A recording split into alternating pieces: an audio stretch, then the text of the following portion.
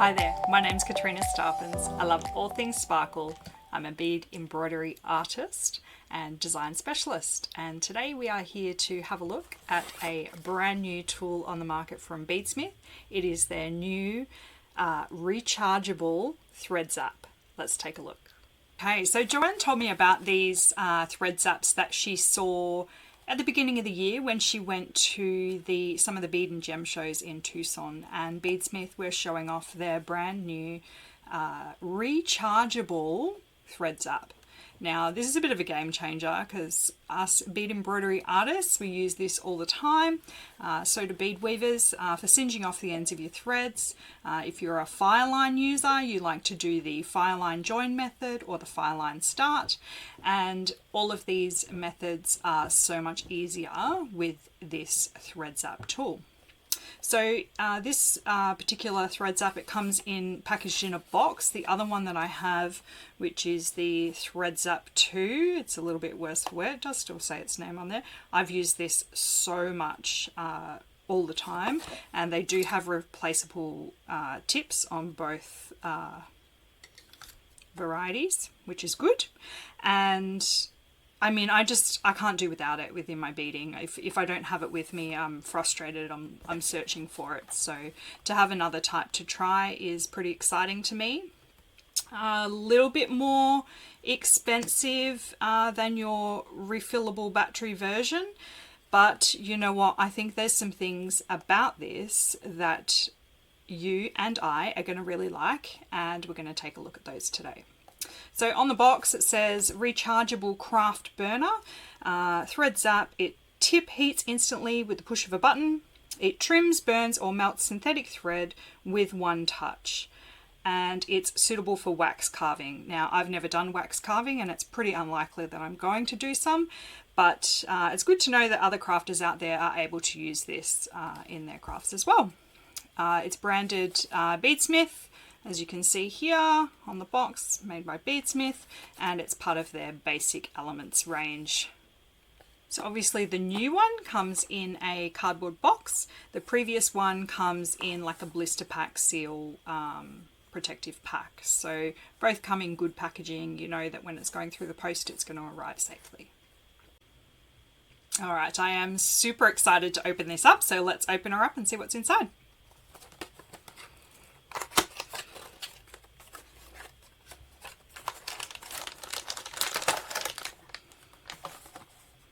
All right, we have the thread burner itself, we have a USB cord, and this little one in here in some bubble wrap is a replacement tip. So we'll leave that in there, keep it safe. We don't need to take that out of there just now. Now, some features of this new one, which is very exciting, is the lid here turns the button off, so there's no longer any risk of this can be on inside your bead kit or on inside your bag. Someone who shall remain nameless had put her Thread Zap cap on and put it into her bead kit and closed it all up, and we smelt some smoke. We're like, what's that? Anyway, it was on inside her kit, and it had melted a little hole inside the cap, and we were a bit shocked at the time. Anyway, it was considered faulty and swapped over for a newbie. No questions asked, but it was a bit exciting to know that this bad boy, well actually this style one, could have been on inside your bag. And simply what had happened is this little cap thing here that's meant to stop the button getting pressed inside your bag had been pushed in like this, and somehow the lid jammed on like that, and so as you can see some smoke there, it was on inside the lid, which is a bit hairy. Anyway, we don't want to see that happen again. Anyway, the great feature of this one is if you have this turned on, which this is the on position, and then you do have to press it in for it to work. If you put the cap on, look at that. As soon as you put the cap on and it clicks into position, that button is switched to the off section. So that is wonderful that it does that. Okay, so size comparison, it is slightly longer than the previous Thread Zap that they had out. Just you know, finger length longer. It's not much. And it is slightly thicker, but you know, I think the fact that it's rechargeable is great. They both still have, you know, the removable tips, so you can, if this gets all mangy and beaten up, you can replace that tip. Previously, we unscrewed the end here, and it has a AA battery inside. Obviously, you need to make sure that you're putting a battery in the right direction. Quite often when people say theirs is not working, find the batteries facing the wrong way, or the element from their tip is not plugged in properly. Anyway, that's the older design versus this one. They probably feel about the same weight, if not, this one's probably a little bit heavier, and that's probably the battery inside more than anything. This one feels slightly lighter. So the main parts to this Thread Zap is obviously the protective cap, and the cap protects this tip from getting knocked about. It does have a little opening here. If it does get put on when it's warm, it just allows for a bit of air circulation while that's cooling down. The heating element, as you can see, it comes up here. This is the hot wire, and it goes down there to create the circuit, and these little tips are completely replaceable. Quite often, if you're having trouble with your thread burner turning on or working, it's quite often got to do with the little tip being not connected properly or not pushed right in. Can have a big impact on creating that circuit for it to work. It's got some little LED lights here, one of which comes on when you use it. See that bright light there? Oh, did you see that red? Look at that heat up, my friends. That is super hot and ready to burn those threads. That's super exciting to me. So yeah, when you want it in the on position, you push the switch forward, and then you have to hold that button down for this to actually turn on. If you don't have that button turned down, it's not going to be on. And it's nice to have that extra light to know when it is on. Flick it back like that for it to be in the off position. Now this light here is the charging light. So when you plug in your USB cable to the back here, it's a USB-C cable connection. So you plug that end in here like this. USB connection here. If I just plug that into connection on my desk, you can see now it's on red, which is for charging. Now once this has finished charging, that will turn green. Okay, wonder if it works with it plugged in. Let's have a look. Well, yes, it does. You can use it with it plugged in as well. That's a great little handy thing to have. You know, if it's run out and you quickly need to burn a thread, to know that you can plug it in and use it while it's plugged in. That's a great tip. So that's pretty much it. Probably the only thing that's a bit awkward about this design is the spot where it charges. It must be something to do with where the battery is in this unit or in the handle. I think perhaps it would have been better if you could plug it in at the end here. Hot tip, Beadsmith. Can that be the next model? Who knows? But it's probably something to do with the engineering. And if I just put my cap on here like that, I can just lay it on my desk to charge, and no dramas at all. Just like that. Let's see this in use. Okay, so just wanted to show you some little tricks you can do with FireLine with your thread with this Thread Zap. One of them, when I'm using FireLine with Bead Embroidery, I create my knot with the Thread Zap. So I've got this in the on position, nicely charged. I'm going to press down on this, and you can see, even not quite touching that, it creates a little ball. So that is the perfect little knot to stop your thread pulling through in your bead embroidery. I have been known to use a lighter to do this as well, but the knot itself is very easy to create with the Thread Zap. You can also use it to cut through your thread, or say you have a thread within your beadwork that you're trying to get rid of, you can cut it with your thread, or you can melt down a little knot between the beads for a little bit of extra security. It's not going to be able to pull through. The other little trick I want to show you is a FireLine join. Okay, so this it can be used with beads as small as a size 15, but it can also be quite tricky to pull it through. So you need to be careful of the size of the blob you make with your knot. This is a 6-pound FireLine, and I'm going to make a small blob like this, just a small blob on the end of each of these pieces of FireLine. Just a little blob like that. Now we're going to tie, put my cap on, and look at that, it turned it off straight away when I put the cap on. Wonderful. Now we're going to tie a little reef knot, which is right over left, left over right. So right over left and twist it around, then left over right. Now you pull that little knot down like this. Now I've got my 2 little blobs there, and I'm going to pull them down towards that knot. And look at that, super strong FireLine join. Now the smaller that blob is, the easier that's going to be to pass between the beads. So that is a FireLine join. Now we're going to do a FireLine start, which is used when you start with a circle of beads in something. So quite often we might have, 5 or 6 beads in a circle, and these are size 8 seed beads, and I've used these because they're super easy for you to see. Now what we want to do is create a knot that doesn't have a tail thread, and this is super great for things that you don't need the tail thread for. Hang on. Push that forward and we are melting. Got my little knot there. You see that? See that little tiny little blob of knot there? Now what I need to do is tie the same type of knot. Right over left, left over right. Tie that up like a little figure 8 or a reef knot. Now the same process applies for pulling it up. I'm just pulling that up gently, and the other end needs to pull up as well, and once you hit that knot it will stop pulling through. And look at that, I have my little circle of beads.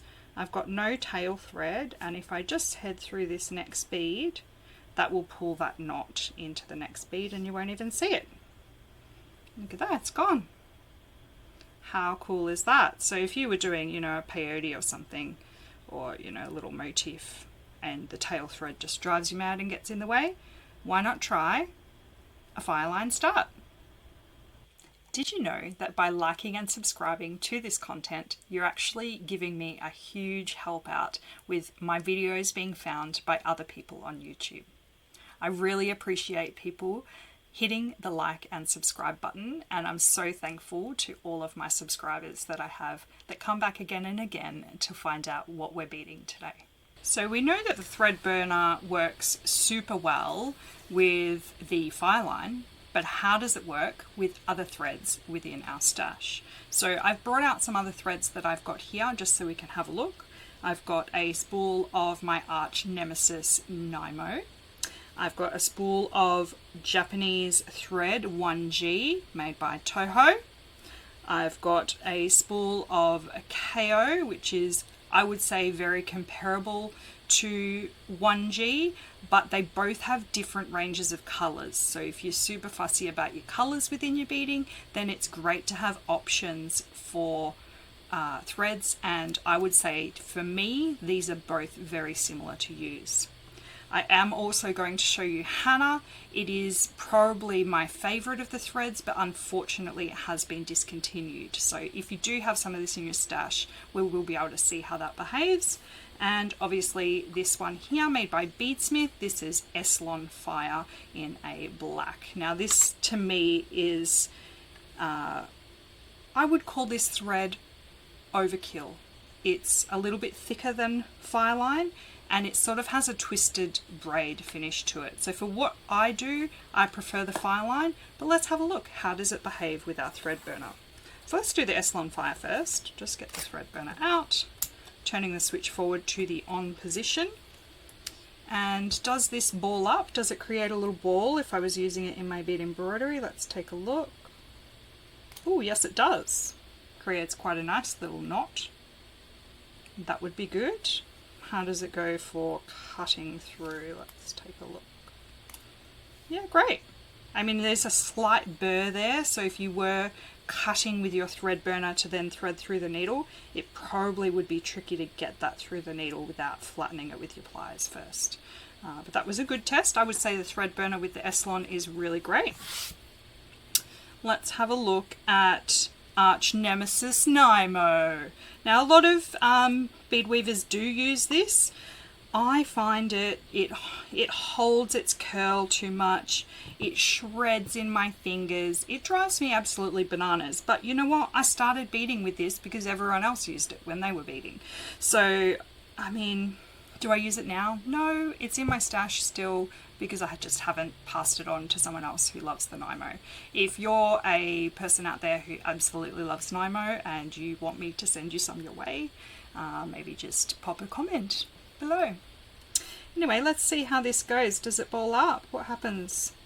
Oh, it's sort of, no, it's just singeing. I wouldn't say that's balling up. It's sort of disappearing. Knot comes off. That's not good for if you were creating a knot to bead with. Look, it's already shredding at the end there. Like I said, not a fan of Nymo, but hey, if you love it, you love it. That's great. Alright, let's see what it's like if I'm cutting through it. Ooh, straight away, beautiful. Slight burr on the end there. Yeah, not too bad. I mean, it worked. It does the job. The thread burner is doing the job. Okay, let's have a look at 1G. 1G is a great bead weaving thread as far as threads go. I'm trying to embrace the thread more. This is a message to you, Joanne. I'm embracing my thread more. Okay, let's see what happens if we melt. Oh, I am getting a bit of a blob there. There is a little blob. Very smelly on the nose, that one. When I melted that one, it was quite substantially smellier than anything else I have burnt the thread on so far. Okay, knots not coming off on that. Maybe you can do small melted knots with 1G. I don't know about doing a blob knot join, whether that would work like we did the FireLine join. Let's see how it cuts. So beautifully. Oh, not even a bit of burr on there. You can probably thread that quite comfortably through your needle. Great, so I would say 1G is great. Let's have a look at KO. There's a new spool of really bright blue. CB, 21CB, HM25R. If you can decipher the code, maybe it's like CB cobalt blue, maybe? I mean, looks pretty cobalty. Let's see. It's got a little notch in the spool there. Okay. Curly when it comes off. Just give it a little stretch. And look at that. The thread is straight now. Alright, let's see if we can do a blob knot. It's not really... Oh, it's sort of blobbing up. Yeah, it's sort of blobbed. Doesn't come off. Yeah, okay. It's not smelly like the 1G was. I can't really smell that at all. Okay, and that breaks off really well. Yeah, cool. Okay, happy with that. I would say that is a passes the test. And Hana, my favourite thread that got discontinued. Why oh why? We'll never know.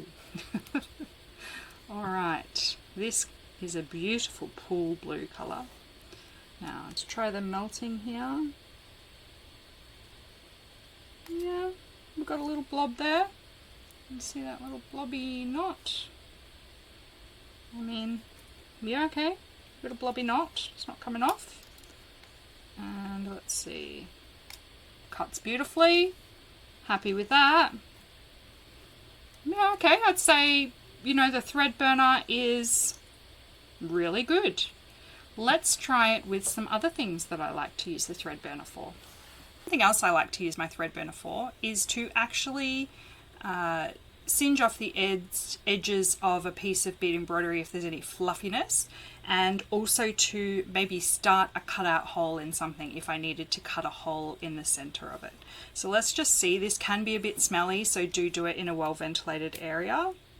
Let's just see if I can, oh, she's hot. She's hot, a little bit smelly.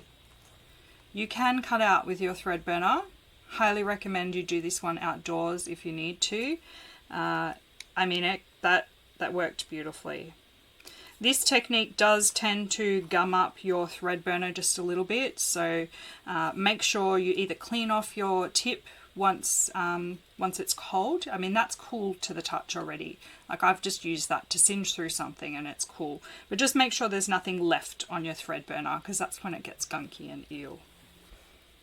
So can you see that fluffy edge on the edge of that felt? Now this is a piece of quite thick felt and I would use this to add dimension in my work.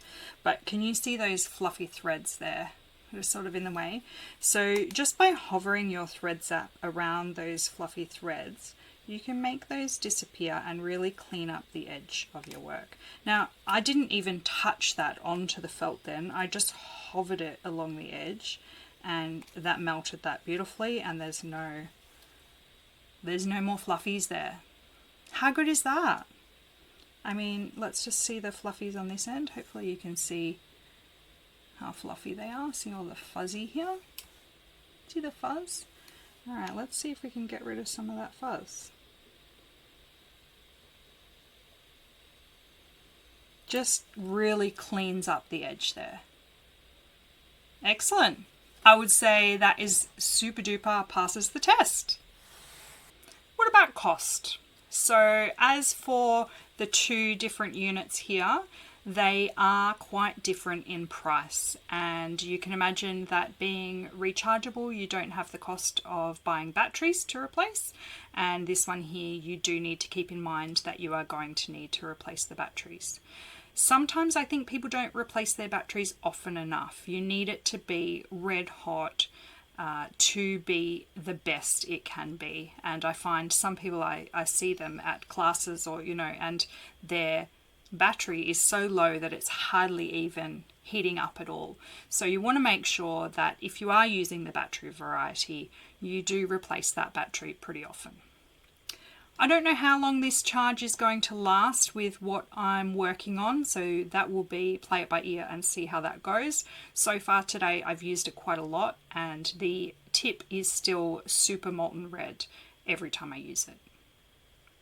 At the time of recording this video, this Thread Zap is retailing for $49.95 at cranberry.net.au. And this one is retailing for $21.50. And you can get a pack of replacement tips for this one for $5.30. And this one comes with a tip in the box. So we'll see how long it is before people start to need those tips, but they're not available yet, but they will be coming into Cranberry very soon. I am super happy with both of these Thread Zaps. They are going to be in my essential toolkit for bead weaving and bead embroidery, and pretty much I cannot do without them. So if you don't have one in your stash, I certainly would be getting one. Thanks so much for watching. I hope you enjoyed this video. If you did, please hit like and subscribe. Thank you so much and enjoy your beading. Catch you next time. Bye.